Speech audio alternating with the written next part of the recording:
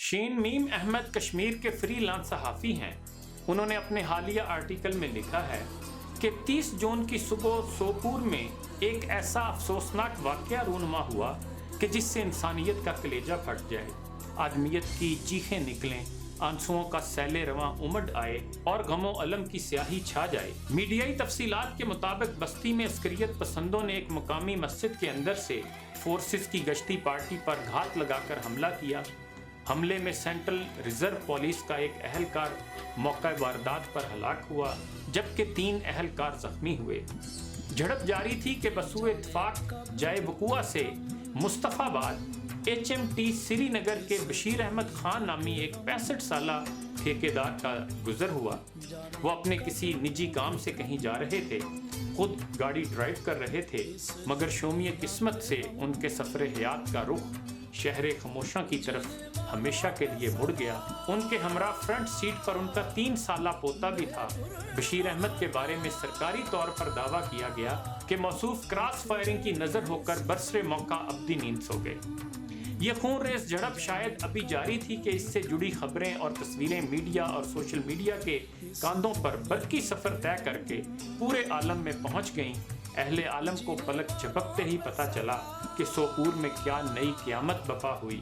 شہید بشیر احمد خان کے حاشیے خیال میں بھی نہ ہوگا کہ ماڈل ٹاؤن سوپور میں ان کی حیات مستعار کا آخری پڑاؤ ہوگا۔ انہیں متعدد گولیاں لگیں اور شہادت پا کر دنیا چھوڑ گئے۔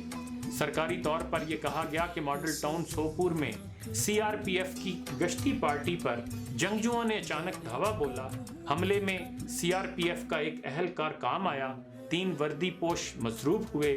گشتی پارٹی نے جوابی کارروائی کے لیے پوزیشن سنبھالی، 2 طرفہ فائرنگ شروع ہوئی۔ اسی کی زد میں آ کر ایک سویلین بھی جاں بحق ہوا۔ ٹی وی چینلوں پر جھڑپ کے تعلق سے یہ بات نمایاں طور پر اجاگر کی گئی کہ زبردست فائرنگ کے باوجود نیم فوجی جوانوں نے جان کی پرواہ نہ کر کے 3 برس کے معصوم بچے کو بچا لیا، جو انسانیت کی ایک اعلیٰ مثال ہے۔ مگر مارے گئے شہری کے اہل خانہ نے ثانیہ کے بارے میں سرکاری موقف کو مسترد کرتے ہوئے فورسز پر الزام عائد کیا کہ بشیر احمد خان صاحب کو گاڑی سے اتارا گیا اور پھر ان کے سینے میں گولیاں پیوست کی گئیں۔ اذیت، مصیبت، ملامت، بلائیں، تیرے عشق میں ہم نے کیا کیا نہ دیکھا۔ بظاہر سوپور المیہ کا نفس مضمون اتنا ہی کچھ ہے، لیکن اسے جو چیز حساس دل انسانوں کے زاویہ نگاہ سے انسانیت کے منہ پر کرارا تماچا بناتی ہے، وہ شہید بشیر احمد کے معصوم پوتے کی وہ دل خراش تصویریں ہیں جنہیں کسی نامعلوم شخص نے کھینچ کر سوشل میڈیا پر وائرل کیا۔ ان تصاویر نے کشمیری عوام کو اسی طرح خون کے آنسو رلا دیا جیسے کئی سال قبل شام کے اس معصوم مہاجر بچے کی ساحل سمندر پر اوندھے منہ پڑی لاش سے عالم عرب اشکبار ہوا تھا۔ یہ تصویر شامی مہاجران کی ان کہی بپتا کا دائمی استعارہ بن گئی ہے۔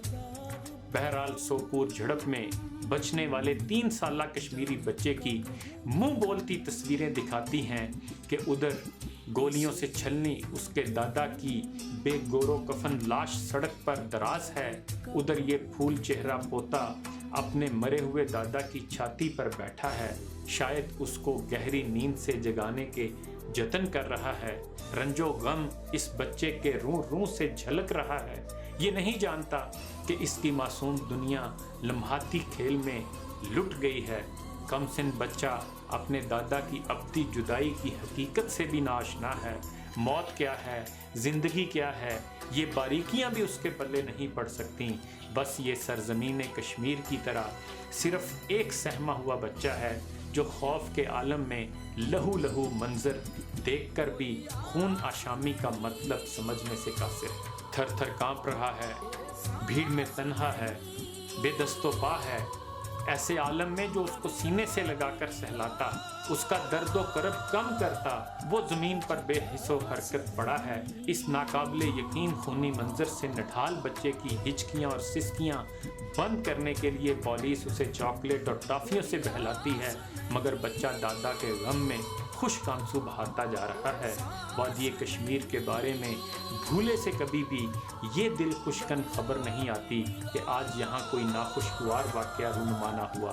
ارباب سیاست اور اہل سلطنت جو چاہے دعوے کریں، مگر عملی دنیا کی ٹھوس حقیقت یہ ہے کہ یہاں روز مسلح جھڑپیں اور آتش و آہن کی برساتیں نئی زخم کہانیوں کو جنم دیتی ہیں۔ یہاں لاشیں گرتی ہیں، یہاں جنازے اٹھتے ہیں، یہاں ماتم اور مرثیے ہوتے ہیں، یہاں نالہ و فغاں، آہو بکا، چیخو پکار ایک عام چیز بنی ہوئی ہے۔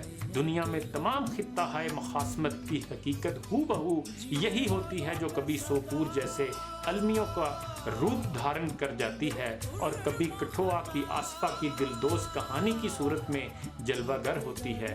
آج تک لیل و نہار کی اسی آتشی گردش میں کشمیر کی 3 دہائیاں بھسم ہو گئیں۔ لاتعداد پیر و جواں، خواتین، بچے، فورسز اہلکار، پولیس والے اب بھی نیند سو گئے۔